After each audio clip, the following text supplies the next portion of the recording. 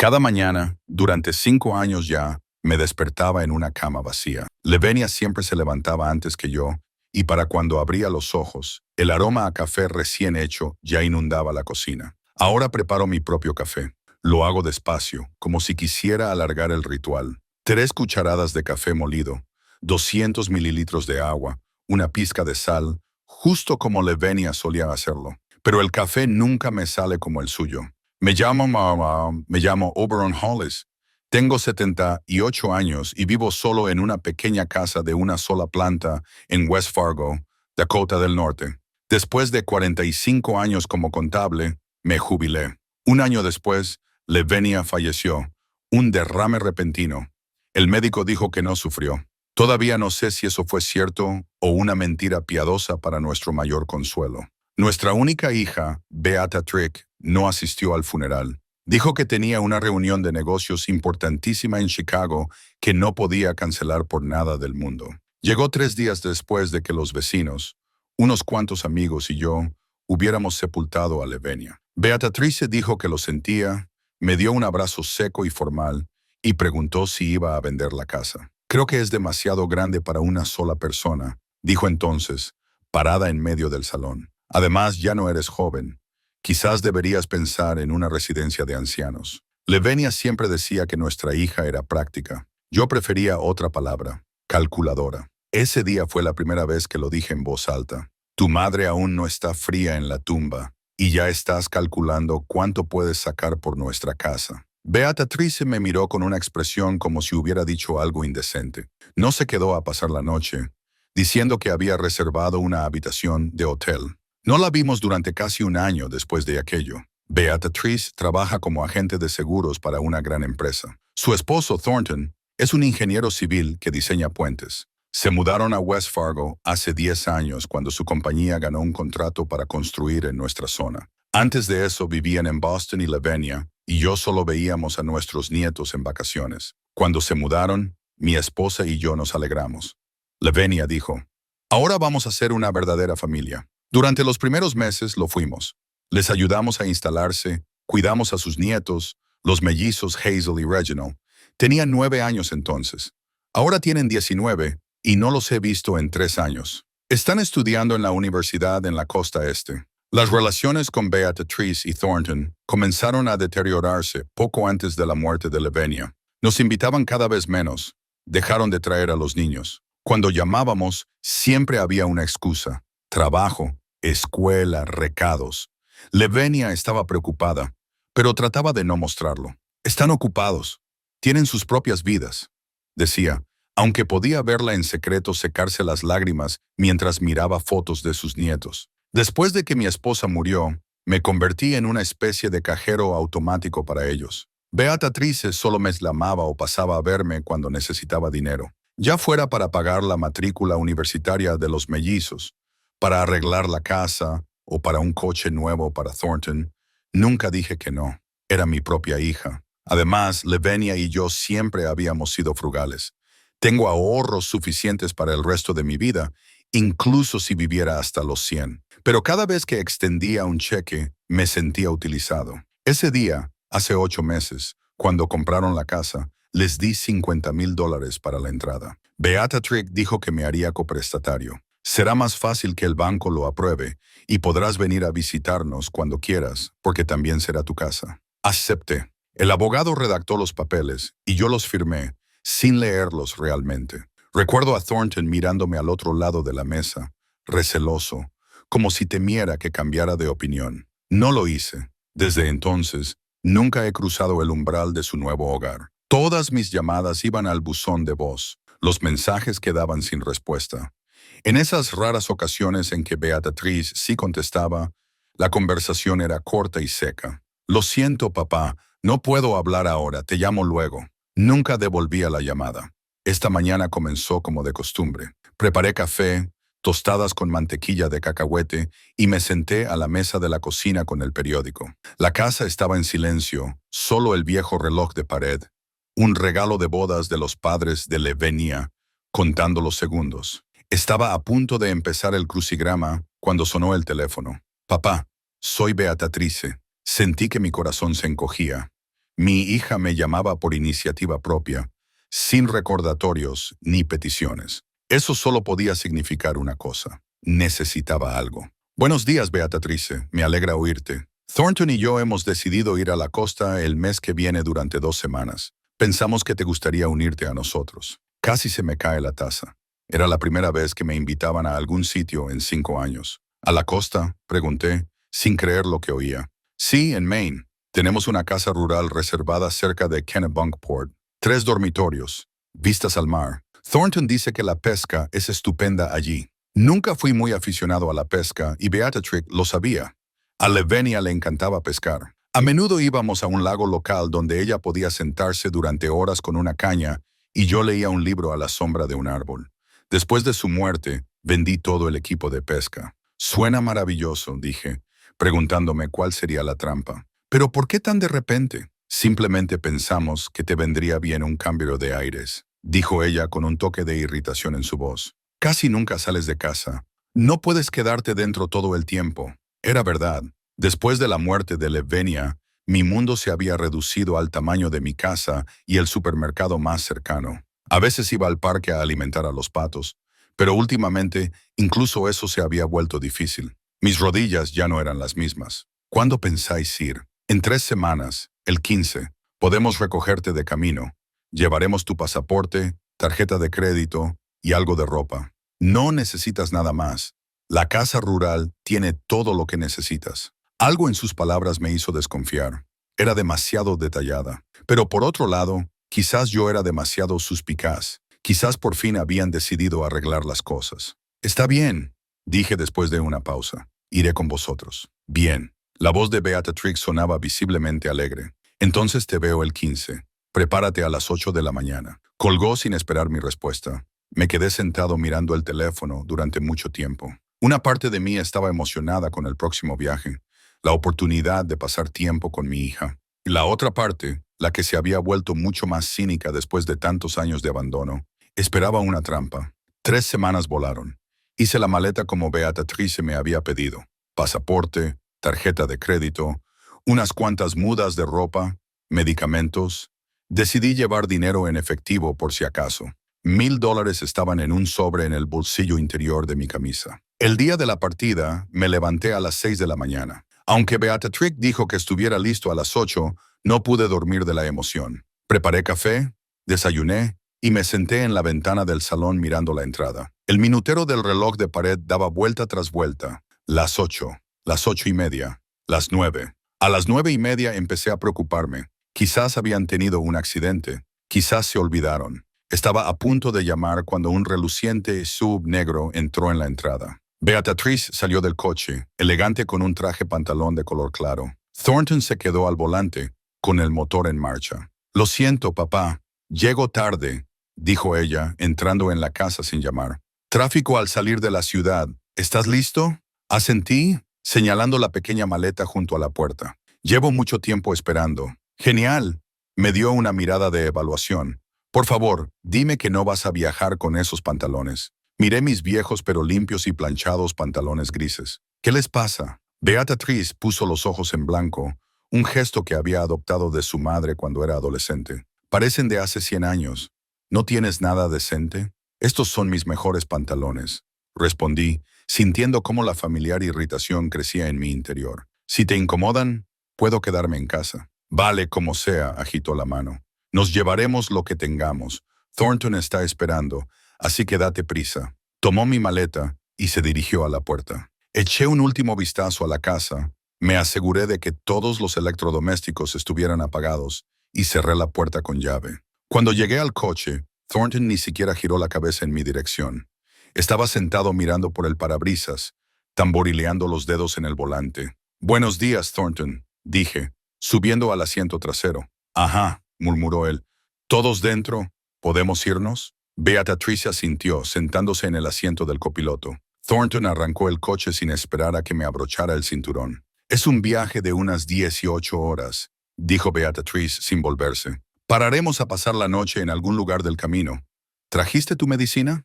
Por supuesto, respondí. No soy un niño. Ella no contestó. Vi cómo mi casa se hacía cada vez más pequeña por la ventana trasera del coche y una extraña sensación me invadió, como si fuera la última vez que la vería. Alejé ese pensamiento.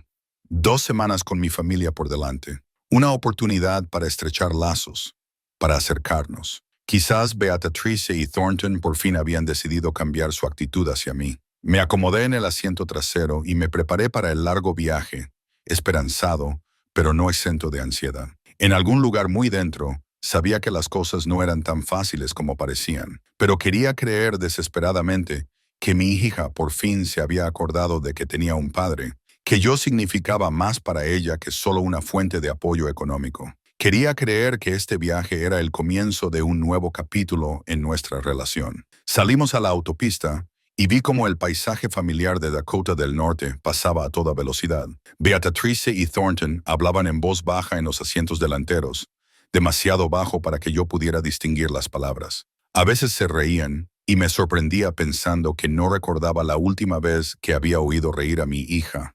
Cerré los ojos, arrullado por el monótono ruido del motor y la idea de que quizás las cosas aún podían arreglarse. Quizás este viaje era lo que todos necesitábamos. Las primeras 2 horas de viaje transcurrieron en silencio. Miré por la ventana los campos y alguna que otra granja. Thornton conducía el coche concentrado y Beatrice tecleaba algo en su teléfono. De vez en cuando le mostraba la pantalla a su marido y ellos intercambiaban breves comentarios, demasiado bajos para que yo los entendiera. ¿Cómo están los mellizos?, pregunté, tratando de iniciar una conversación. No había tenido noticias de ellos en mucho tiempo. Beatrice, todavía con el teléfono, respondió: Bien, están estudiando.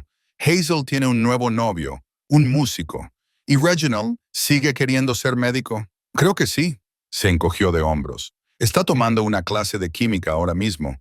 Dice que es difícil. Thornton se rió entre dientes. Si saliera menos y estudiara más, no sería tan difícil. Quise decir que a su edad era normal estudiar y salir, como lo llamaba Thornton, pero no lo hice.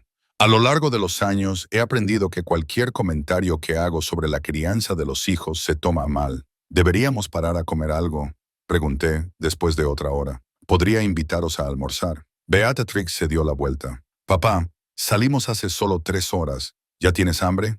No, solo estaba pensando. Teníamos pensado parar 2 horas más tarde en Minneapolis. Me interrumpió Thornton.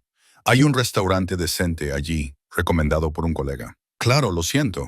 Me recosté en mi asiento, sintiéndome como un niño travieso. Beatrice volvió a su teléfono y yo volví a mirar el paisaje por la ventana. De repente, el coche redujo la velocidad y Thornton se detuvo. ¿Qué pasó?, preguntó Beatrice preocupada. Necesito estirar las piernas, dijo él, mirando significativamente a su esposa. Mira el mapa. Salieron del coche, dejándome dentro.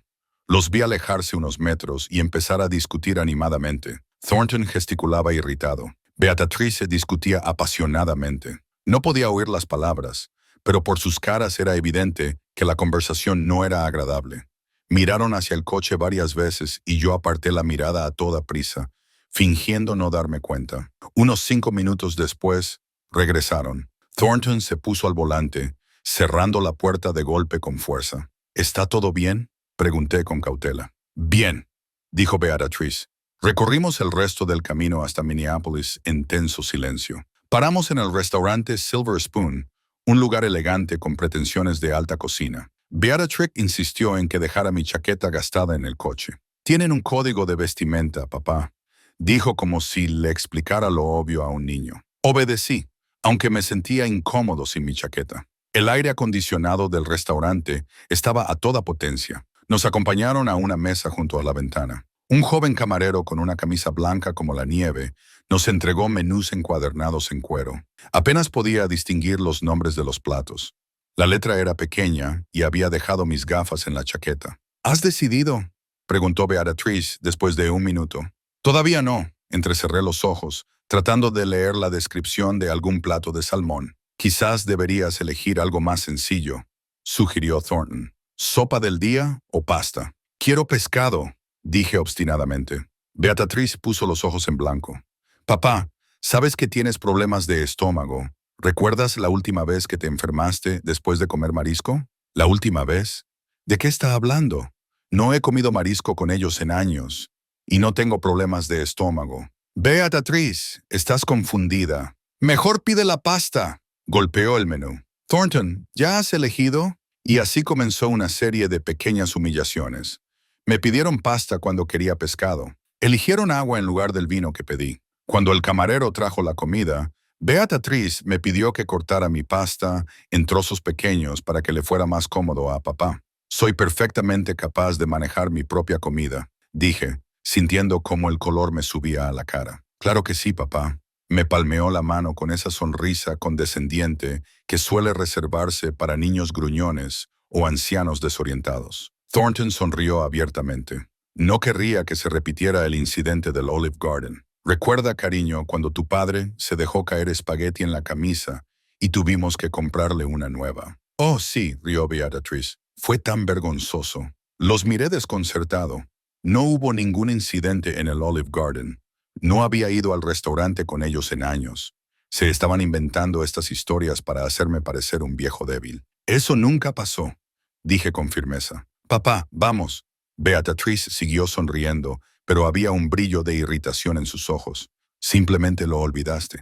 Es normal a tu edad. Quise objetar, pero me di cuenta de que era inútil. En lugar de eso, comencé a comer mi pasta en silencio, masticando no tanto la comida como el resentimiento. Después del almuerzo, continuamos nuestro camino. Esta vez, Beatrix tomó el volante y Thornton se sentó a mi lado en el asiento trasero. Abrió su portátil y se sumergió en su trabajo, ignorando por completo mi presencia. A última hora de la tarde, llegamos a un pequeño pueblo de Wisconsin donde planeábamos pasar la noche. Beatriz había reservado 2 habitaciones en un motel de carretera, una para ella y Thornton, la otra para mí. Ponte cómodo, papá, dijo, entregándome la llave. Thornton y yo vamos a cenar al bar de enfrente. Podría unirme a vosotros, sugerí. Será mejor que descanses, lo interrumpió Thornton. Mañana será un día largo. Se fueron, dejándome solo en una habitación sin rasgos distintivos con una alfombra desgastada y una colcha que olía a detergente barato. Me senté en el borde de la cama, sintiendo cómo la fatiga y la frustración se acumulaban sobre mis hombros. ¿Qué estoy haciendo aquí? ¿Por qué accedí a este viaje? Por la mañana llamaron a mi puerta a las 7. «Date prisa, papá», gritó Beatriz. «Tenemos que salir en 30 minutos». Me lavé, me vestí y salí al coche.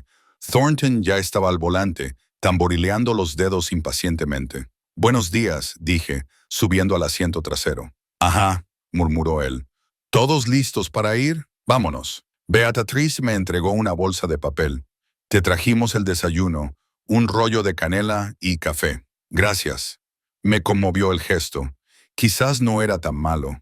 Tomé un sorbo de café y hice una mueca. Estaba frío e insípido.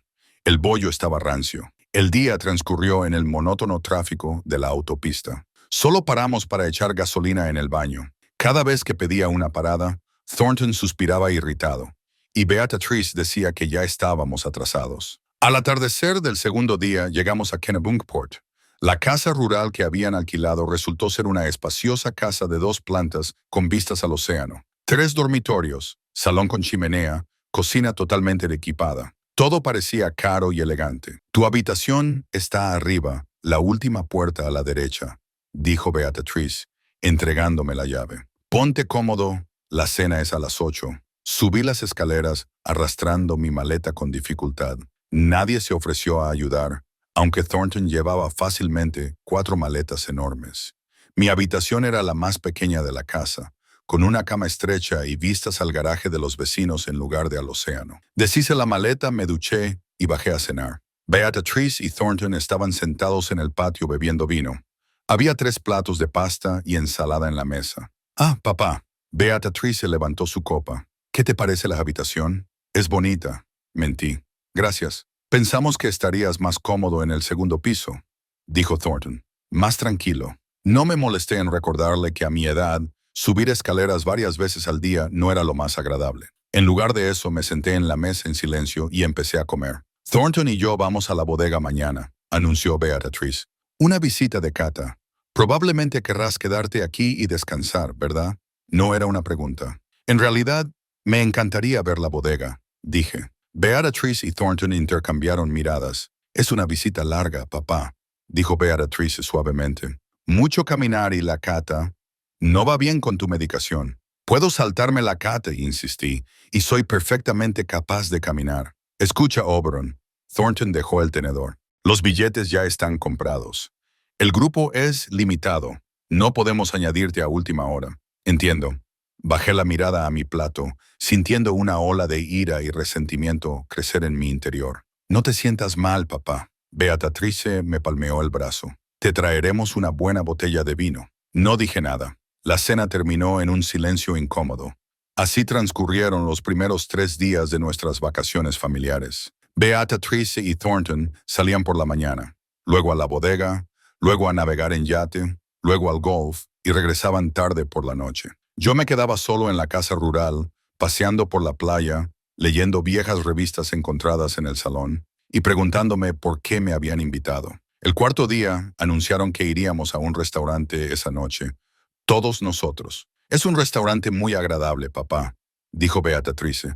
Deberías vestirte algo decente. Me puse mi único traje, el mismo con el que había enterrado a Levenia. Me quedaba holgado. Había perdido mucho peso en 5 años, pero era lo mejor que tenía. Cuando bajé al salón, Beatrice hizo una mueca. Papá, ese traje parece de funeral. Lo es, respondí secamente. Es mi traje de funeral. Thornton se rió entre dientes. Al menos es negro. No se nota lo viejo que es en la oscuridad. El restaurante resultó ser un lugar elegante, con vistas al océano. El maître nos acompañó a una mesa junto a la ventana. Pude sentir las miradas de las otras parejas elegantes con ropa cara y me sentí aún más agudamente ridículo con mi traje holgado. Beatrice había pedido un aperitivo para todos, un elegante cóctel de ginebra. Papá, te gustará, dijo. No es fuerte. Quise argumentar que no bebía ginebra, pero no lo hice. Cuando llegó el menú, descubrí que los precios solo estaban en el menú de Thornton. Pídeme un bistec, por favor, le pedí a mi yerno. Poco hecho. ¿Bistec? Beatrice negó con la cabeza. Papá, sabes que no puedes comer carne roja. El médico dijo. ¿Qué médico? Empecé a perder la paciencia. No había ido a un médico en 6 meses, y nadie me había dicho que no comiera carne roja. No montes una escena, susurró Beatrice, sonriendo al camarero que venía a tomar mi pedido. Él quiere filetes de pescado al vapor, sin sal, dijo, y verduras. Me senté apretando los puños debajo de la mesa. ¿Qué está pasando? ¿Por qué me hacen esto? Cuando llegó la comida, Thornton sacó su teléfono. Necesito sacar una foto para los mellizos. Me pidieron que les mostrara cómo vacacionamos. Levantó el teléfono, apuntando la cámara a Beatrice y a mí. Sonríe, papá, ordenó mi hija. Traté de sonreír, pero sentí que hacía una mueca. ¿Qué tal otra?, sugirió Thornton. Pareces... Hizo una pausa, pero yo sabía lo que quería decir, como un anciano arrastrado a la fuerza a esta cena. Disculpen, dije, levantándome. Tengo que ir al baño. En el baño me quedé mucho tiempo frente al espejo, mirando mi reflejo. ¿Cuándo me hice tan viejo? ¿Cuándo mi hija empezó a tratarme como una carga? ¿Qué había hecho mal? Al regresar a la mesa, encontré a Beatrice y Thornton charlando animadamente con una pareja en una mesa vecina. Una mujer elegante de la edad de Beatrice y un hombre con un traje caro. Ah, papá. Beatrice se volvió hacia mí. Ellos son Elizabeth y Richard. También están de vacaciones aquí. Encantado de conoceros, asentí. Oberon vino con nosotros desde West Fargo, explicó Beatrice.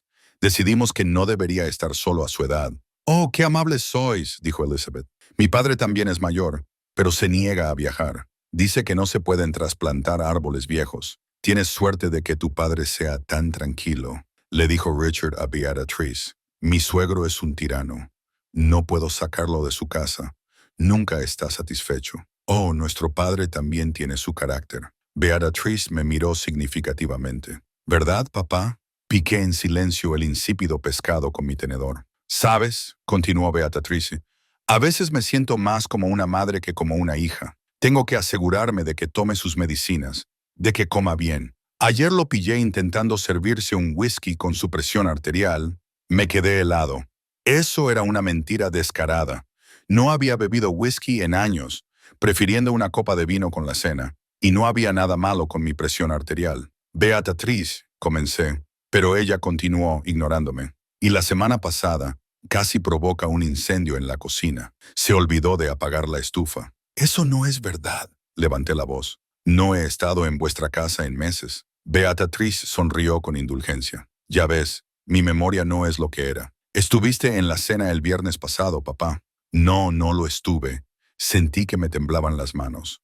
Tú lo sabes muy bien. Papá, no empieces, dijo con un tono férreo en su voz. Lo siento, le dijo a Elizabeth y Richard. A veces puede ser difícil. Oh, lo entendemos.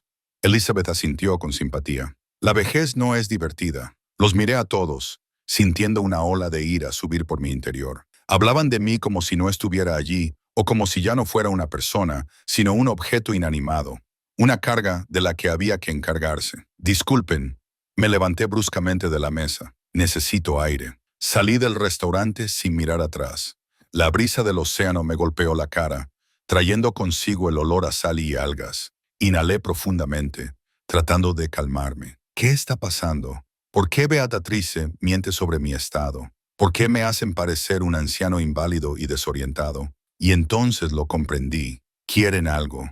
Algo que solo pueden conseguir si parezco incapacitado. Dinero, una casa, la tutela. Me quedé en el paseo marítimo mirando el agua oscura y de repente me sentí muy solo y vulnerable. ¿Y si realmente están tratando de declararme incapacitado? ¿Y si este viaje es solo parte de su plan? Papá, la voz de Beatriz me sacó de mi ensimismamiento. Estaba de pie a mi lado, envuelta en un chal. ¿Estás bien? ¿Por qué mientes sobre mi salud?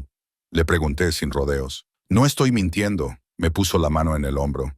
Es solo que olvidas muchas cosas. Eso es normal a tu edad.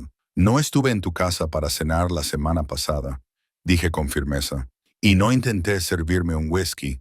Y no pasó nada con la estufa. Beatriz suspiró. Papá, no montemos una escena.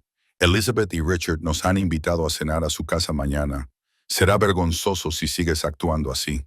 No voy a salir con vosotros, dije.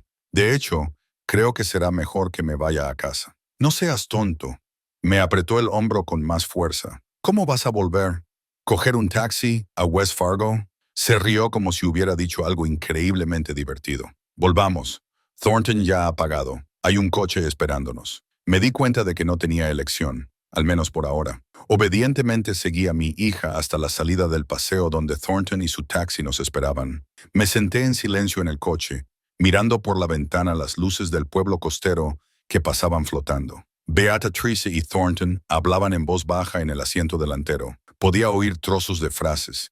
Es demasiado pronto. Deberíamos esperar un par de días más. Empieza a sospechar algo. Un escalofrío me recorrió la espalda. Estaban tramando algo, algo que ver conmigo, y fuera lo que fuese, no auguraba nada bueno para mí. De vuelta en la casa rural, subí a mi habitación, me encerré y me acosté en la cama sin desvestirme. El sueño no llegaba. Me quedé mirando el techo, tratando de averiguar qué estaba pasando. Una cosa sabía con certeza. Tenía que mantenerme alerta. Beatriz y Thornton tramaban algo, y yo tenía que estar preparado. Me desperté con el sonido de la puerta principal cerrándose de golpe. El sol ya estaba alto en el cielo y el reloj de mi mesita de noche marcaba casi las 10 de la mañana. Extraño. Normalmente me despertaba mucho antes. Debió ser la noche sin dormir y todas las preocupaciones de los últimos días. Cuando bajé, encontré el salón vacío. Había una nota en la mesa de la cocina escrita con la pulcra letra de Beatriz. Papá, Thornton y yo fuimos de excursión a un pueblo vecino. Volveremos tarde esta noche. Hay sándwiches en el frigorífico para el almuerzo. No nos extrañes. B. Abrí la nevera. Efectivamente, había un plato con 2 sándwiches envueltos en papel de cocina. No tenía hambre, así que simplemente me serví un vaso de zumo de naranja y salí a la terraza. El día prometía ser hermoso. Cielos despejados, una brisa ligera del océano, los gritos de las gaviotas. En otra situación, habría disfrutado de esta mañana, pero ahora todos mis pensamientos estaban ocupados con el extraño comportamiento de Beatriz y Thornton. Decidí dar un paseo por la playa. Quizás el aire fresco me ayudaría a entender la situación. Cuando regresé a mi habitación, me cambié de ropa por una más apropiada para el paseo. Cogí mi cartera y salí de la casa. La playa estaba a solo 5 minutos a pie. A pesar del buen tiempo, no había mucha gente.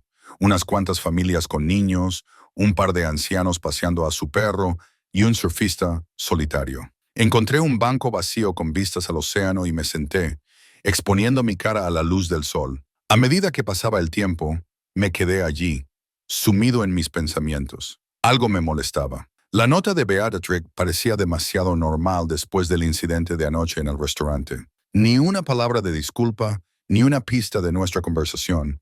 Era como si nada hubiera pasado. Al mediodía tuve hambre y decidí volver a la casa rural a por los sándwiches. Cuando me levanté del banco, descubrí que se me había caído la cartera del bolsillo. Por suerte, estaba tirada cerca en la arena. La recogí y revisé el contenido. No estaba la tarjeta de crédito. Volví a revisar todos los compartimentos, sacudí el contenido en el banco. La tarjeta no aparecía por ningún lado. Había dinero en efectivo, eso sí, los mismos $1,000 que había llevado conmigo. Estaba seguro de que la tarjeta había estado en mi cartera cuando salí de casa, así que Beatriz o Thornton la habían cogido mientras dormía. Sentí una ola de ira subir por mi interior. ¿Por qué necesitaban mi tarjeta de crédito? Si necesitaban dinero, podrían haberlo pedido.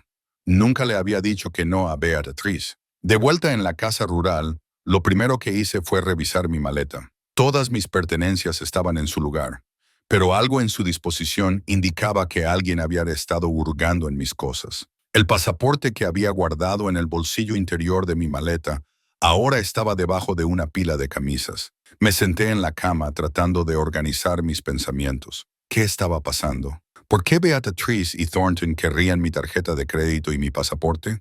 Y entonces lo comprendí. Me iban a abandonar. Todo encajaba. Las miradas extrañas, los susurros, la repentina hospitalidad después de años de abandono. Me habían traído aquí, a una ciudad desconocida, a miles de kilómetros de casa, para dejarme sin fondos ni papeles. Corrí a la ventana y miré la entrada, esperando ver su coche. Quizás aún no se habían ido, pero la entrada estaba vacía. Me desplomé en el sofá, sintiendo cómo el pánico me invadía. ¿Qué voy a hacer? Estoy en una ciudad desconocida, sin transporte y con dinero en efectivo limitado. Beatrice y Thornton tienen mi tarjeta de crédito y mi pasaporte. Mi primer pensamiento fue ir a la policía. ¿Pero qué diría? ¿Que mi hija y mi yerno me robaron la tarjeta de crédito? ¿Que me abandonaron en una ciudad turística? Sonaba tan ridículo que dudaba que alguien me creyera. Además, conociendo a Beatriz, debe haber preparado alguna historia sobre mi incapacidad y mis problemas de memoria. Decidí actuar por mi cuenta. Primero tenía que averiguar dónde estaba y cómo llegar al aeropuerto o a la estación de autobuses más cercanos. En el pasillo encontré un folleto turístico con un mapa de Kennebunkport. A juzgar por él, estaba a unos 3 kilómetros del centro de la ciudad. Debe haber una oficina de turismo allí que podría ayudarme. Rápidamente empaqué las cosas que necesitaba. Documentos, efectivo, una muda de ropa en una pequeña bolsa que encontré en el armario. El resto tendría que dejarse atrás. Cerrando la casa, decidí llevarme la llave conmigo. Una pequeña venganza, pero al fin y al cabo, me puse en marcha. El viaje al centro de la ciudad duró casi una hora.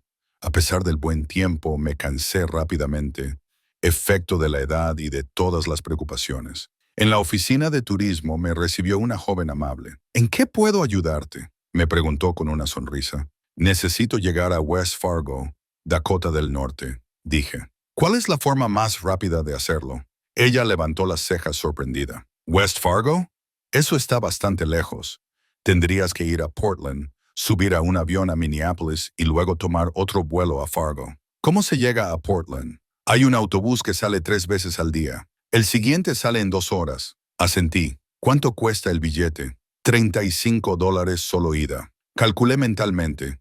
Con el autobús, el taxi al aeropuerto, el billete de avión, la comida y quizás un hotel. Si no podía conseguir un vuelo el mismo día, la mayor parte de mi dinero en efectivo se habría ido, pero no había elección. ¿Dónde puedo comprar un billete de autobús? Aquí mismo, señaló la pequeña ventanilla de la taquilla en la esquina de la oficina. Pero necesitará una identificación. El corazón me dio un vuelco. Mi pasaporte, que era mi principal identificación, todavía estaba en posesión de Beatrix. Hurgué en mi cartera. Mi carné de conducir. Lo había olvidado por completo desde que dejé de conducir hace años, cuando mi vista empezó a fallar. Tengo carné de conducir, dije, aliviado al sacar una tarjeta de plástico. Eso es suficiente. La chica asintió. Después de comprar un billete de autobús, fui a una pequeña cafetería frente a la estación de autobuses.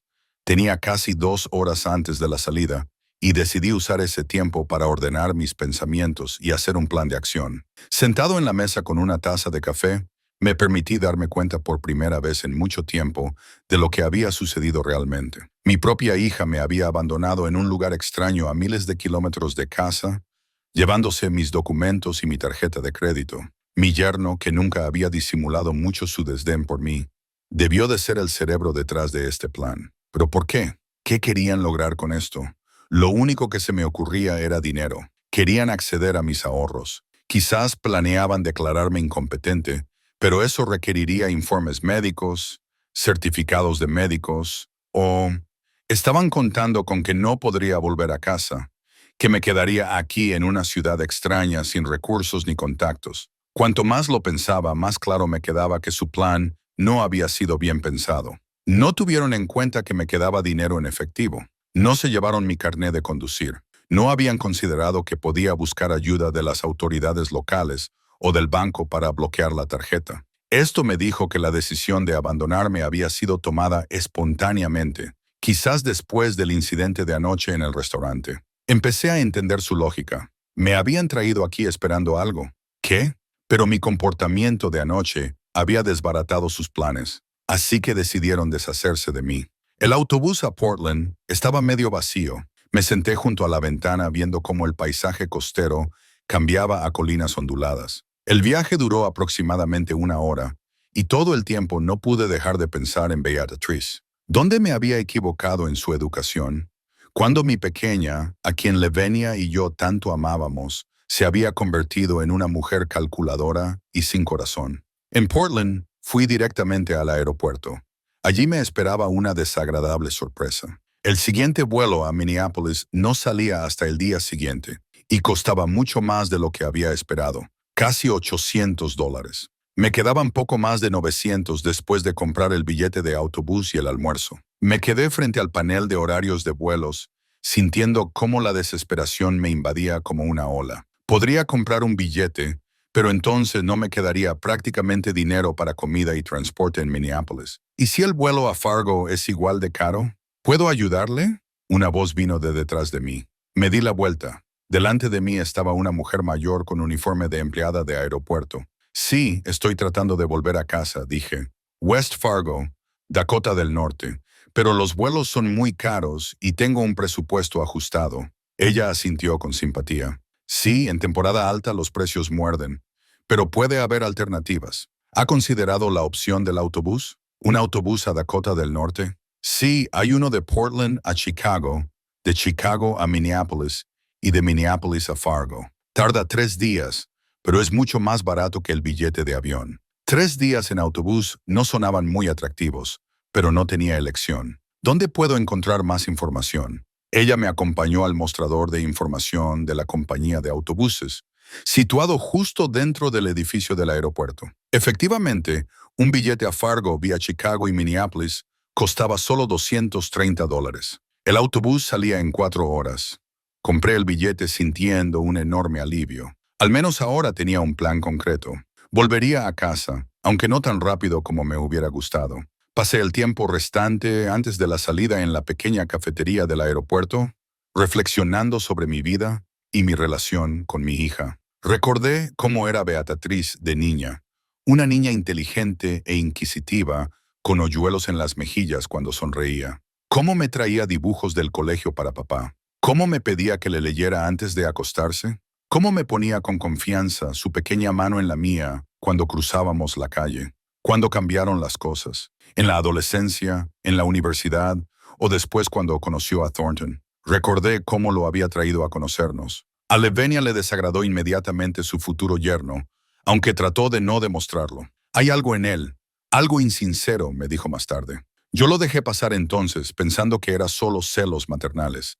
Nadie sería lo suficientemente bueno para su niña. Ahora me di cuenta de que Levenia tenía razón. Realmente había algo falso en Thornton. Siempre parecía demasiado amable, demasiado atento cuando le convenía. Otras veces, apenas ocultaba su irritación y desdén. Después de la boda, Beatrice se pareció cada vez más a su marido.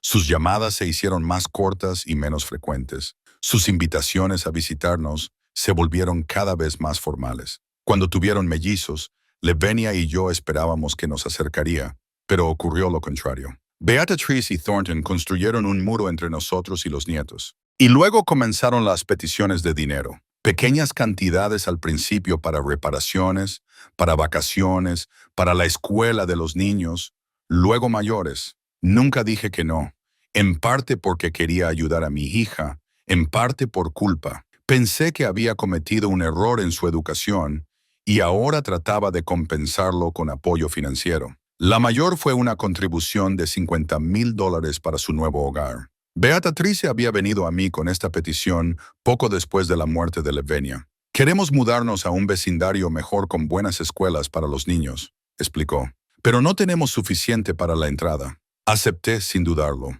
Lavinia había dejado una póliza de seguro sustancial y yo quería que ese dinero beneficiara a la familia. Además, Beatrice había prometido que me pondrían en los papeles como coprestatario, por si acaso, para que siempre tuvieras un lugar al que venir. Recordé el día en que firmamos los papeles en la oficina del abogado.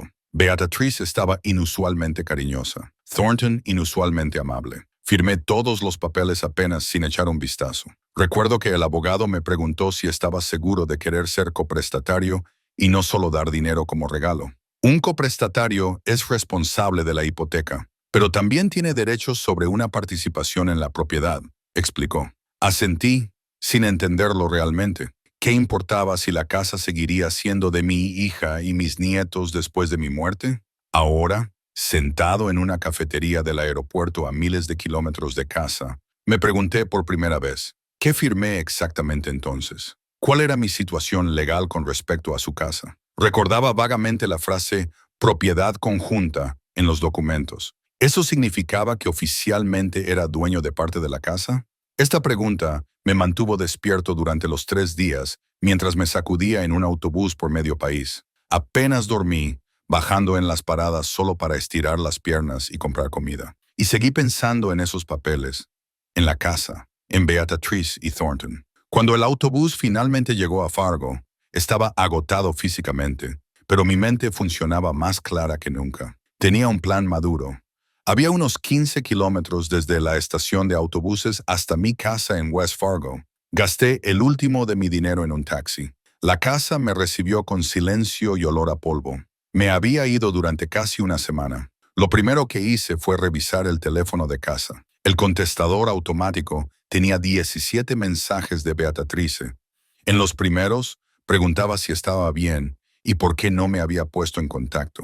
En los últimos, su voz sonaba preocupada, incluso asustada. Papá, por favor, llámame tan pronto como recibas este mensaje. Thornton y yo estamos muy preocupados. No me molesté en devolver la llamada. En lugar de eso, me duché, me puse ropa limpia y me dirigí al banco. Necesitaba bloquear una tarjeta de crédito y averiguar si había habido alguna transacción en ella en los últimos días. En el banco, me recibió Eleanor, la gerente, quien había manejado mis cuentas durante años. «Señor Hollis», exclamó, «estábamos tratando de ponernos en contacto con usted. Su hija pasó ayer diciendo que perdió su tarjeta de crédito mientras estaba de vacaciones». «No la perdí», respondí con calma. Beatrice la cogió sin mi conocimiento y me dejó solo en Maine sin medios de sustento. Eleanor pareció sorprendida, pero dijo que usted le indicó que bloqueara la tarjeta. «Eso es una mentira.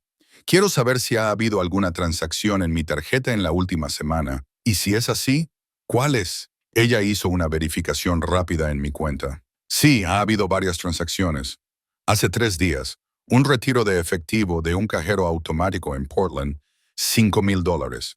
Y ayer, un intento de transferencia de $20,000 a la cuenta de Beatrice Hollis, pero fue denegado porque excedía el límite diario». Sentí que todo se enfriaba en mi interior. No solo me habían abandonado, estaban tratando de vaciar mis cuentas. «Quiero bloquear la tarjeta y emitir una nueva», dije, «y renegociar todo acceso a mis cuentas. Beatrice no debería tener ningún acceso». «Por supuesto, señor Hollis», Eleanor asintió. «Haremos todo de inmediato». Cuando terminé en el banco, fui a ver a Martin Cofield, el abogado que me había ayudado con los trámites después de la muerte de Lavinia. Su oficina estaba en el centro de West Fargo, en un antiguo edificio de ladrillo con vistas al parque de la ciudad. Oberon, Martin se levantó de su escritorio para estrechar mi mano. ¿Qué haces aquí? Pareces cansado. Larga historia. Me dejé caer en la silla frente a su escritorio. Martin, ¿recuerdas hace 8 meses cuando redactaste las escrituras de la casa de Beatrice y Thornton, donde yo era coprestatario? Por supuesto que lo recuerdo, asintió. Una casa grande en el barrio de Maplewood. Quiero saber cuál es mi situación legal con respecto a esa casa. ¿Soy propietario? ¿Cuáles son mis derechos? Martin me miró atentamente. ¿Pasa algo? Sí. Le conté brevemente el viaje a Maine y cómo Beatrix y Thornton me habían abandonado allí. Quiero saber qué puedo hacer. Martin negó con la cabeza. Una historia terrible. Dame un minuto. Buscaré los documentos. Abrió un cajón del archivador, revisó varias carpetas y sacó una. Aquí. Hojeó algunas páginas. Según esta escritura, usted es copropietario de la casa junto con Beatrix y Thornton. Los tres sois propietarios iguales, con partes iguales. Me sorprendió. Pensé que solo era coprestatario de la hipoteca. No, Martin negó con la cabeza. Eres propietario pleno de 1/3 de la casa. Es más, giró la página. Hay una cláusula que dice que cualquier decisión relativa a la venta o transferencia de la propiedad debe tomarse por unanimidad de los 3 propietarios. Sentí un extraño calor extenderse por mi interior. No regodeo, más bien una sensación de justicia restaurada. Entonces, dije lentamente, ¿puedo vender mi parte o incluso iniciar la venta de toda la casa? Sí, Martin asintió. Puede vender su parte a quien quiera. O si encuentra un comprador para toda la casa, puede iniciar el proceso de venta. Beatrice y Thornton podrían negarse a vender sus partes, pero entonces el caso podría ir a los tribunales para forzar una división de la propiedad. Me recosté en mi silla meditando esta información. Soy dueño de 1/3 de su casa. La casa a la que nunca me invitaron ni una sola vez después de que les di el dinero para la entrada. La casa que alberga a las personas que me abandonaron en una ciudad extraña a miles de kilómetros de casa, llevándose mis papeles y tratando de robar mi dinero. Martin, dije después de una pausa, quiero vender mi parte. Inmediatamente. ¿Vender su parte? Preguntó Martin, mirándome atentamente. ¿A quién? Me pregunté. ¿De verdad? ¿Quién querría comprar 1/3 de una casa donde viven otras personas? ¿Qué pasa si vendo toda la casa? Pregunté. Dijiste que podía iniciar la venta. Martin se mordió el labio, pensando. Técnicamente, sí. Como copropietario tiene derecho a iniciar la venta, pero Beatrice y Thornton podrían no estar de acuerdo, y entonces el asunto iría a los tribunales. Es un proceso largo. Tengo tiempo, respondí. ¿Qué es lo primero que hay que hacer?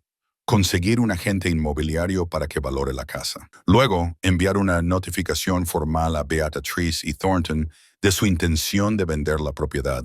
Puedo preparar todos los documentos necesarios. Asentí. ¿Hay algún agente inmobiliario que pueda recomendar? Sí, Veronica Page. Ha estado trabajando con bienes raíces en esa zona durante años. Es muy competente. Escribió el nombre y el número de teléfono del agente inmobiliario en un trozo de papel y me lo entregó. Gracias, Martin. Hay una cosa más. Dudé. Beatrice y Thornton guardan su segundo coche en mi garaje.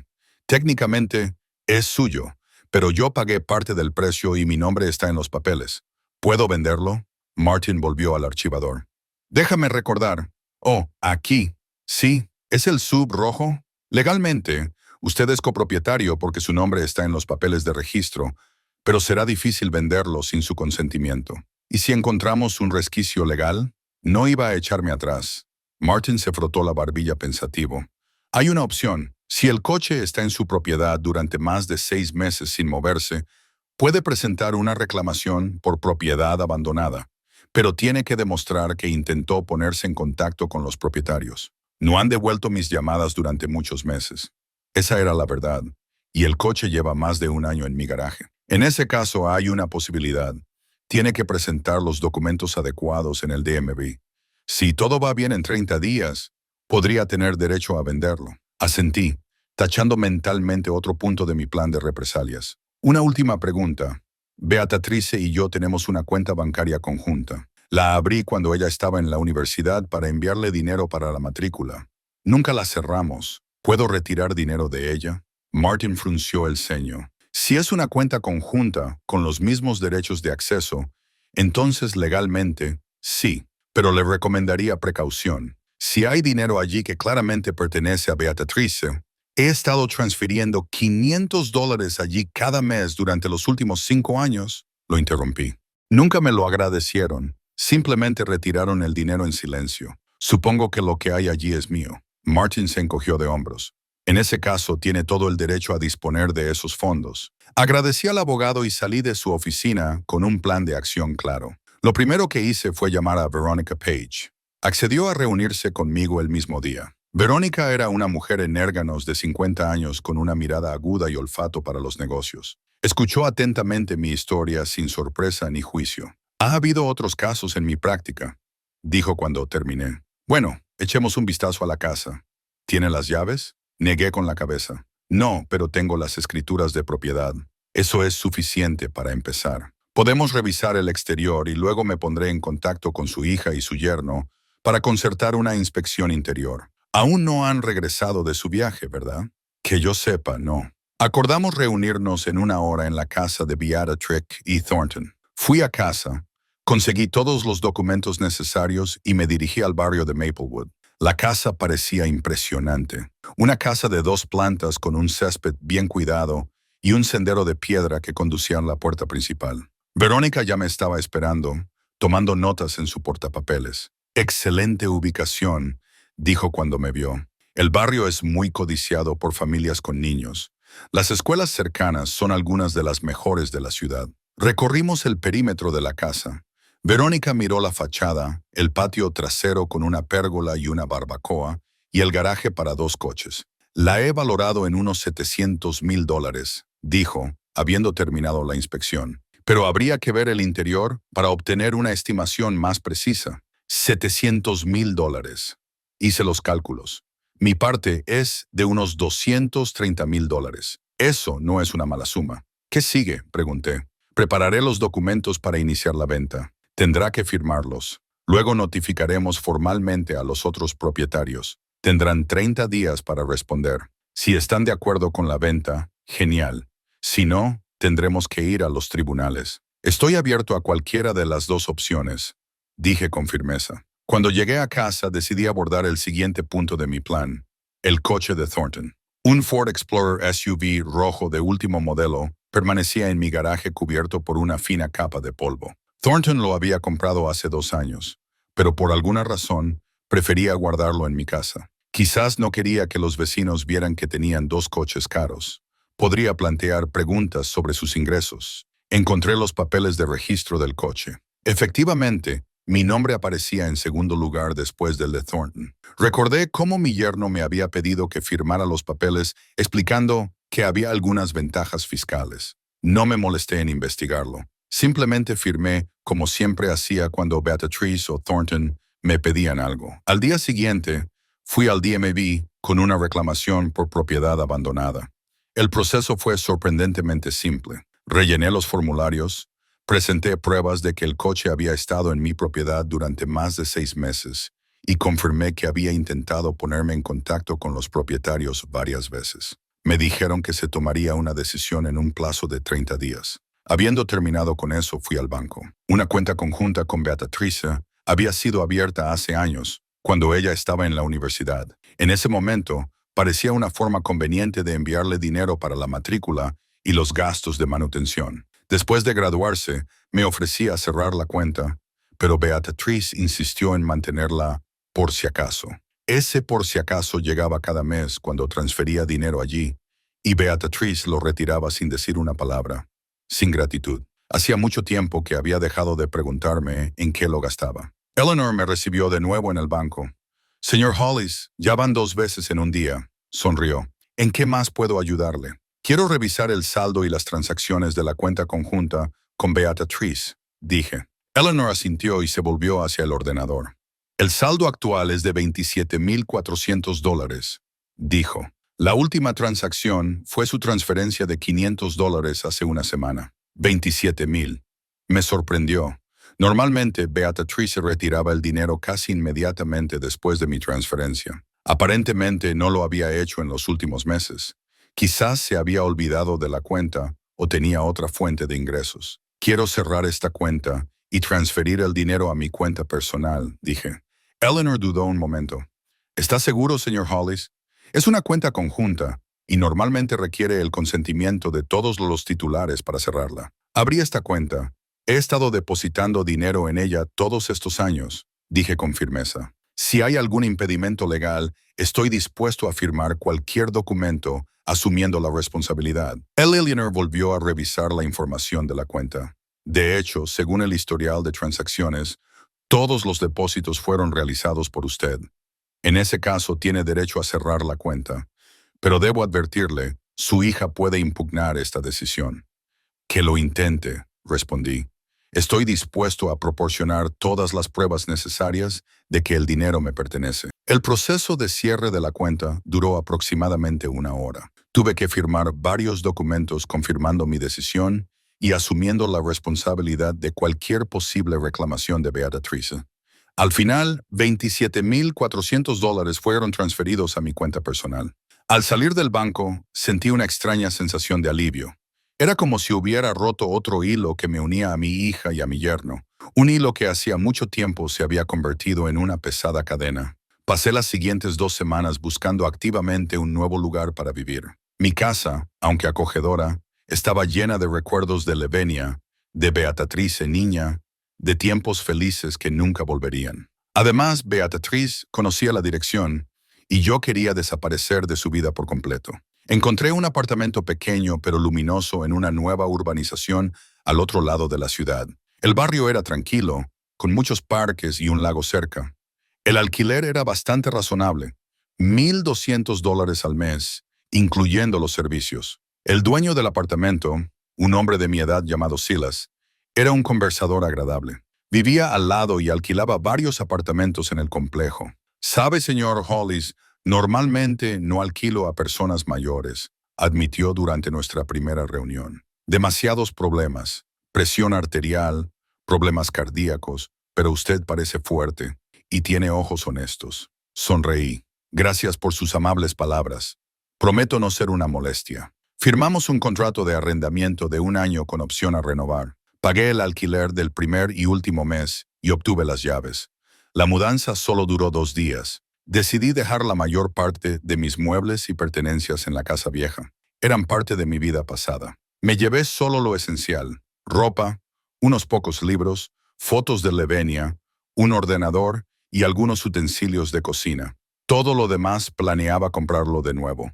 Nueva vida, cosas nuevas. Junto con la mudanza, estaba en proceso de cambiar mi información de contacto. Primero cambié mi número de teléfono, eligiendo una operadora que nunca había usado antes. Luego creé una nueva dirección de correo electrónico. Había usado la anterior durante más de 10 años y Beatrice la conocía. Actualicé la información en todos los lugares importantes: el banco, la compañía de seguros, los consultorios médicos. En todas partes puse una nueva dirección, un nuevo número de teléfono, un nuevo correo, sin dejar rastro que pudiera llevar a mí. El último paso fue desconectar el teléfono fijo de la casa antigua. Antes de hacerlo, escuché todos los mensajes de Beatrice. Se habían acumulado más de 30. Su voz se volvía cada vez más ansiosa, incluso aterrorizada. En los últimos mensajes, amenazaba con ir a la policía si no me ponía en contacto. Eso no me conmovió. Simplemente borré todos los mensajes y llamé a la compañía telefónica para desconectar la línea. 3 semanas después de que regresé de Maine, ocurrieron 2 eventos importantes. Primero, el DMV concedió mi reclamación por propiedad abandonada y me emitió los documentos que me permitían vender el coche de Thornton. Segundo, Veronica Page informó que había encontrado un comprador potencial para la casa que estaba dispuesto a pagar $720,000. «Esa es una oferta muy buena», dijo, «especialmente porque el comprador está dispuesto a actuar rápidamente. Pero todavía necesitamos la aprobación de Beatrice y Thornton. ¿Han recibido la notificación ya?» «Sí, la envié por correo certificado a la dirección de la casa, pero aún no hay respuesta». Asentí. Lo más probable es que Beatrice y Thornton aún no hubieran regresado de su viaje. O lo habían hecho, pero estaban demasiado ocupados buscándome como para prestar atención a las cartas oficiales. Al día siguiente, Fui al concesionario de coches para vender el SUV de Thornton. Elegí un concesionario en un pueblo vecino para minimizar las posibilidades de que alguien reconociera el coche. El gerente de recompra de coches usados, un joven llamado Brandon, examinó de cerca el SUV. Excelente estado, dijo. Poco kilometraje, solo 20,000 millas. Puedo ofrecerle 42,000. Sabía que Thornton había pagado unos 60,000 por el coche hace 2 años, pero 42,000 era un precio razonable para un coche usado. Es un trato, dije. La operación tardó aproximadamente 2 horas en cerrarse. Presenté todos los documentos necesarios, incluida la decisión del DMV de declarar el coche propiedad abandonada. Brandon me extendió un cheque por $42,000, que inmediatamente llevé al banco. De vuelta en mi nuevo apartamento, sentí una extraña satisfacción. El plan de venganza comenzaba a dar sus frutos. Había vendido el coche de Thornton, vaciado la cuenta conjunta, y pronto podría estar vendiendo su casa. Todos los hilos que me unían a mi hija y a mi yerno estaban cortados. Una nueva dirección, un nuevo número de teléfono, nuevo correo. Me senté en una silla junto a la ventana con vistas al lago, sorbiendo té, y reflexioné sobre cómo mi vida había cambiado en el último mes. El dolor y el resentimiento no habían desaparecido, pero se habían transformado en otra cosa, en determinación, en un deseo de justicia. Al día siguiente, recibí una llamada de Verónica. Señor Hollis, tengo noticias. El comprador insiste en cerrar el trato lo antes posible. Está dispuesto a aumentar la oferta a $750,000 si cerramos en una semana. ¿Y el consentimiento de Beatrice y Thornton?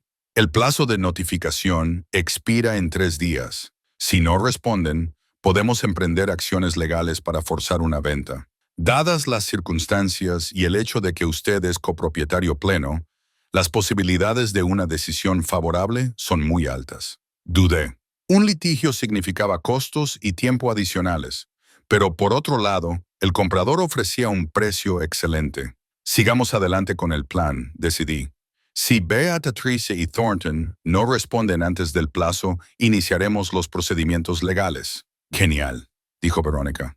Me pondré en contacto con usted tan pronto como tenga noticias. 3 días después, Beatrice y Thornton aún no habían respondido a la notificación. Verónica inició los procedimientos judiciales para forzar la venta. Va a llevar algún tiempo, advirtió. Pero considerando todo, estoy bastante segura de que el tribunal estará de nuestro lado. Asentí. Yo tenía tiempo, pero Beatrice y Thornton, cuando finalmente regresaran y encontraran su casa en venta, tendrían mucho menos tiempo. La vida en el nuevo apartamento mejoraba lentamente. Compré los muebles que necesitaba, hice el espacio mío. Conocí a mis vecinos, en su mayoría parejas mayores o personas solteras de mi edad. A veces nos reuníamos en el patio común, hablábamos del tiempo, compartíamos noticias. Ninguno de ellos conocía mi historia. Para ellos yo era solo Oberon, un viudo que se había mudado recientemente de otro barrio. Me daba una sensación de libertad que no había experimentado en mucho tiempo. Una semana después de iniciado el proceso legal, recibí una llamada de Verónica. Señor Hollis, tengo noticias inesperadas. Beatrice y Thornton se han manifestado. Me contactaron a través de su abogado. Me puse tenso. ¿Qué dicen? Afirman que usted está incapacitado y no tiene derecho a su parte de la casa. Su abogado proporcionó algunos documentos médicos que supuestamente confirman las primeras etapas de demencia. Sentí que mi ira hervía en mi interior. Eso es una mentira. No me he hecho ninguna prueba médica para la demencia. Eso pensé, dijo Verónica. No se preocupe. Podemos refutar fácilmente estas afirmaciones. Tendrá que someterse a un examen médico independiente para demostrar su competencia. Estoy dispuesto a someterme a cualquier prueba, dije con firmeza. Bien, me pondré en contacto con varios especialistas y organizaré el examen. Mientras tanto, la venta está en suspenso hasta que se resuelva la cuestión de su capacidad legal. Después de mi conversación con Verónica, me quedé mucho tiempo mirando por la ventana al lago, así que ese era su plan. Querían declararme incompetente para poder obtener el control de mis finanzas. Ir a Maine era parte de ese plan. Quizás querían crear una situación en la que pareciera confundido, incapaz de cuidarme. Pero su plan fracasó.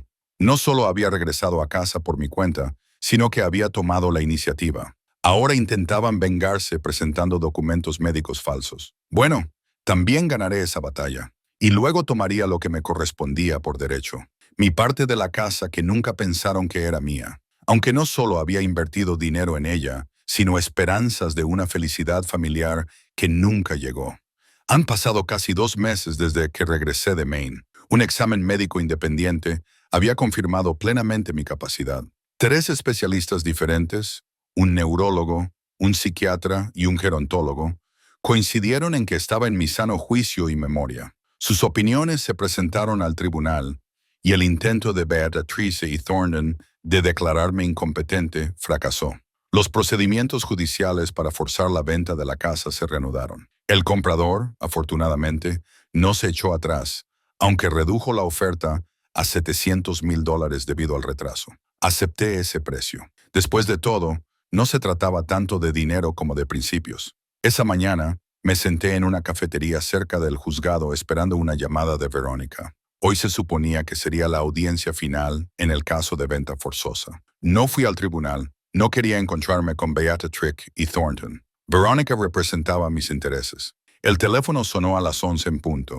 Señor Hollis, la voz de Verónica sonaba emocionada. El tribunal ha fallado a nuestro favor. La venta forzosa ha sido aprobada. La casa se venderá por $700,000 y su parte será de $233,333.33. Sentí que la tensión que había estado cargando durante todas esas semanas comenzaba a liberarse. Gracias, Verónica. Hiciste un gran trabajo. Beatrice y Thornton están furiosos, continuó. Gritaron en la sala.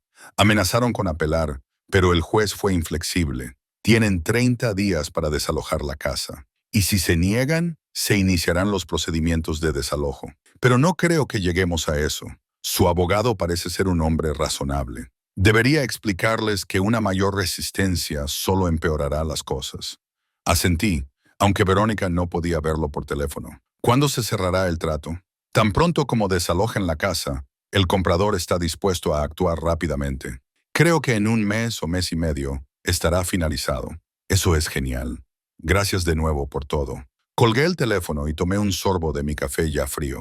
Extrañamente, no sentí ni triunfo ni regocijo, solo una tranquila satisfacción de que se había hecho justicia. Pagué y salí de la cafetería. Era un día claro y soleado. Decidí caminar hasta mi apartamento, disfrutando del buen tiempo y de una sensación de logro. Pero el destino quiso otra cosa. Solo había caminado una manzana cuando oí un agudo chirrido de frenos. Un SUV negro se detuvo justo delante de mí, bloqueando el camino. La puerta se abrió y Beatrice saltó del coche. Detrás de ella, un poco más lento, venía Thornton. Mi hija parecía haber envejecido 10 años. Sus ojos estaban rojos, su cabello un desastre, su ropa arrugada. Thornton parecía más sereno, pero había tanto odio en su mirada que di un paso atrás involuntariamente. Traidor. Beatrice literalmente escupió la palabra. ¿Cómo pudiste? Miré hacia atrás. Estábamos parados en medio de una calle concurrida, atrayendo la atención de los transeúntes. Creo que deberíamos encontrar un lugar mejor para hablar, dije con calma. ¿Hablar? Beatrice casi gritaba. Vendiste nuestra casa, nos robaste el coche, nos quitaste el dinero. ¿Qué tipo de conversación podemos tener? Thornton le puso una mano en el hombro tratando de calmarla. Bea, aquí no. La gente está mirando. Eso enfrió un poco su fervor. Respiró hondo tratando de recomponerse. Está bien. Su voz todavía temblaba de rabia. ¿A dónde quieres ir? ¿A tu nueva casa? La que ni siquiera nos contaste. Negué con la cabeza. Hay una cafetería a la vuelta de la esquina. Es lo suficientemente tranquila. Beatrice asintió y nos dirigimos hacia la cafetería. Thornton nos siguió como si temiera que huyera. Encontramos una mesa en la esquina más alejada de los otros clientes. La camarera trajo los menús, pero ninguno de nosotros estaba interesado en comer. Yo solo pedí té. Beatrice y Thornton rechazaron todo. Tan pronto como la camarera se alejó, Beatrice explotó de nuevo. ¿Cómo pudiste hacernos esto? Somos tu familia. Te cuidamos. Miré a mi hija con calma. ¿Cuidar? ¿A eso le llamas cuidar? Me abandonaste en una ciudad extraña a miles de kilómetros de casa. Me quitaste mis papeles y mi tarjeta de crédito. Intentaste robarme el dinero. No te abandonamos, exclamó Beatrice. Volvimos a la casa rural y no estabas. Te buscamos por toda la ciudad. Llamamos a todos los hospitales, a todas las comisarías. Después de que retiraste $5,000 de mi tarjeta e intentaste transferir 20,000 más a tu cuenta, dije. Beatriz se sonrojó. Fue por tu propia seguridad. Vimos que te confundías, que olvidabas cosas. Queríamos asegurarnos de que no gastaras todo el dinero en algo estúpido. Negué con la cabeza. No mientas, Beatriz. Siempre has sido una mala mentirosa. Intentaste declararme incompetente para poder obtener el control de mis finanzas. Ir a Maine era parte de ese plan. Thornton, que había estado en silencio hasta ese momento, finalmente habló. Aún así, ¿eso justifica lo que hiciste? Vendiste nuestra casa. Nuestra casa. Maldita sea. ¿Dónde vamos a vivir ahora? Era mi casa también, respondí con calma. Yo pagué la entrada. Figuraba en la escritura como copropietario, pero nunca me invitasteis ni una sola vez después de comprarla. Porque siempre estabas ocupado, soltó Beatriz, siempre poniendo excusas. Eso no es cierto, y lo sabes. Te llamaba todas las semanas. Me ofrecía a ir a cenar o a pasar el fin de semana. Siempre decías que no. Beatriz desvió la mirada. En ese momento llegó mi té. Tomé un sorbo, dando tiempo a mi hija y a mi yerno para procesar mis palabras.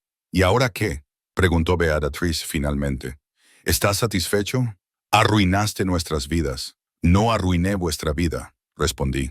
Obtendréis $466,666 de la venta de la casa. Vuestros 2/3.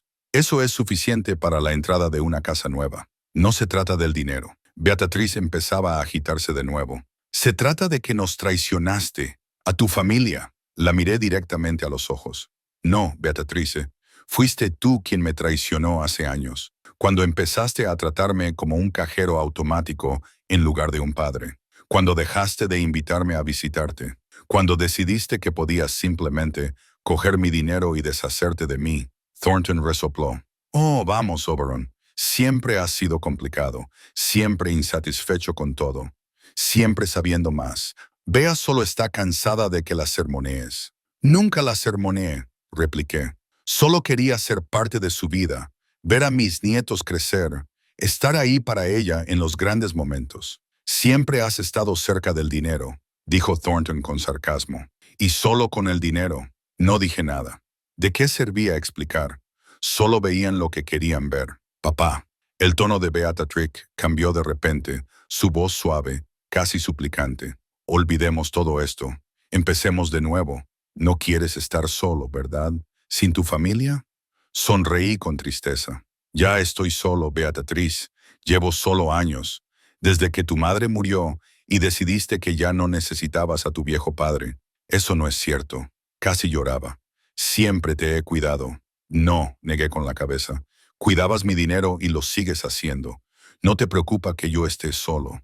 Tienes miedo de no poder sacarme ni un céntimo más. Beatriz se saltó, con el rostro contraído de ira. Tú, monstruo, un monstruo frío y sin corazón. No me extraña que mamá siempre se quejara de ti, que nunca la entendiste, nunca la apoyaste. Me quedé helado. ¿Levenia se quejaba de mí? ¿De qué estás hablando? Me llamaba casi todos los días. Beatriz me miró con regodeo triunfante.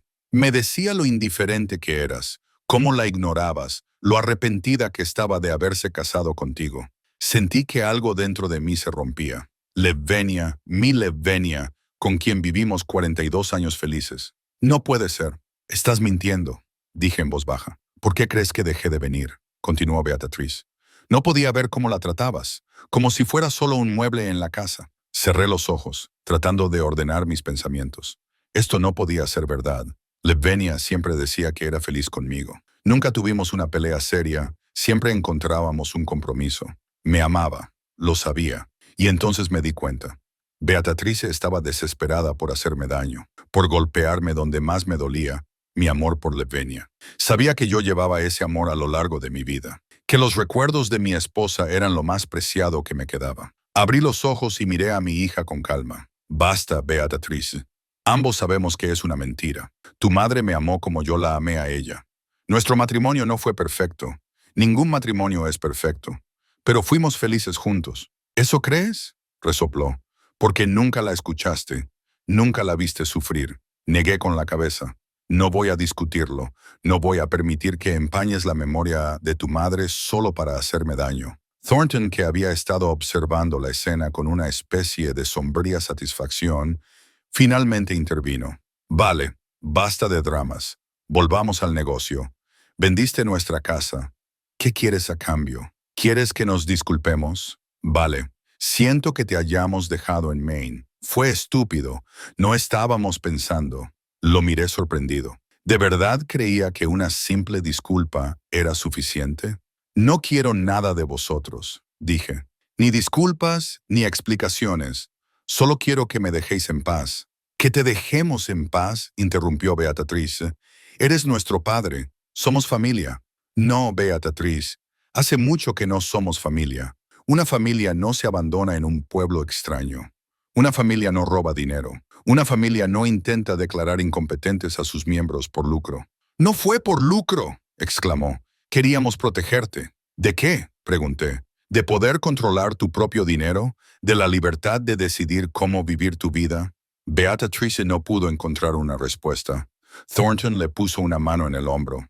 Vamos, Bea. Es inútil. No te escuchará. Terminé mi té y puse la taza sobre la mesa. Adiós, Beatrice Thornton. Espero que encontréis un buen hogar. Y espero que nunca volvamos a vernos. No puedes cortarnos de tu vida tan fácilmente. Beatrice estaba indignada. Somos tu familia. Hazel y Reginald son tus nietos. Nietos que no veo desde hace 3 años. Señalé, que ni siquiera llaman en Navidad o en sus cumpleaños. No, Beatrice. Hace mucho que estoy fuera de vuestras vidas. Es solo que ahora lo he hecho oficial. Me levanté, dejé el dinero para mi té y me dirigí a la salida. Beatrix saltó, bloqueando mi camino. «Te vas a arrepentir de esto, Ciceo. Cuando mueras solo sin familia cerca, te arrepentirás». La rodeé y dije con calma, «No, Beatrice. Me arrepentiría si siguiera aferrándome a la ilusión de una familia que en realidad no existía. Adiós».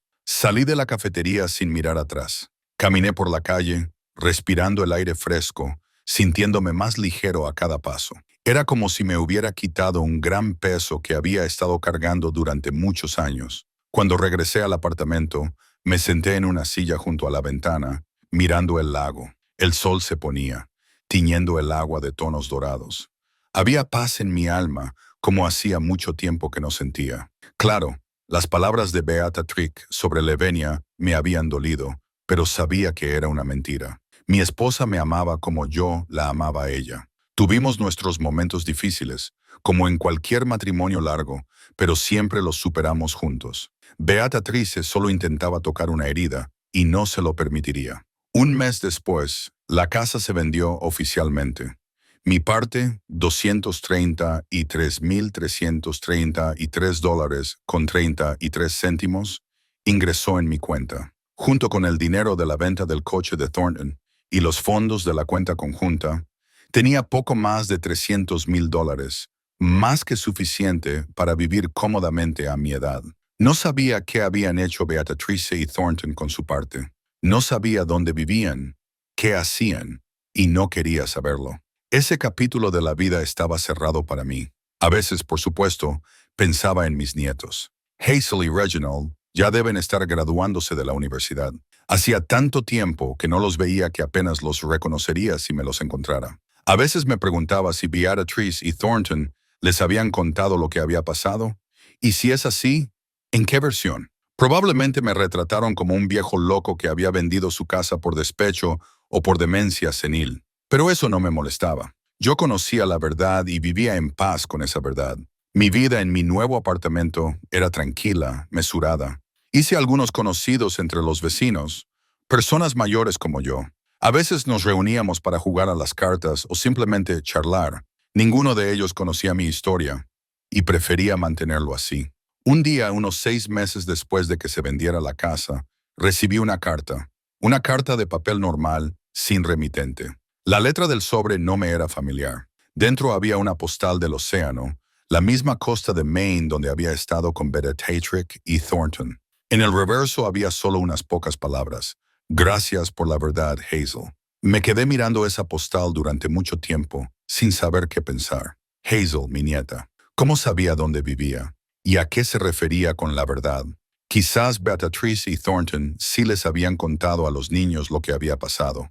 Después de todo. ¿O Hazel se enteró de alguna otra manera? ¿Y por qué me daba las gracias? Pensé en responder, pero me di cuenta de que no sabía dónde enviar la carta.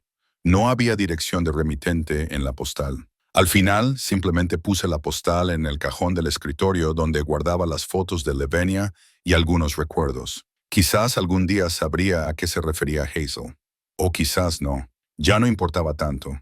Lo que importa es que por fin estoy en paz, libre de las relaciones tóxicas que habían envenenado mi vida durante años. Ya no me aferro a la ilusión de una familia que en realidad no existía. Sentado en una silla junto a la ventana con vistas al lago, pensé en lo extrañamente que funciona la vida. A veces hay que perder algo preciado, tu hogar, tu familia, tus ilusiones, para ganar algo más importante: libertad, paz mental, respeto por uno mismo. No sabía lo que depararía el futuro. A mi edad no prometía ser largo, pero sabía que viviría mis años restantes en paz conmigo mismo, y eso era suficiente.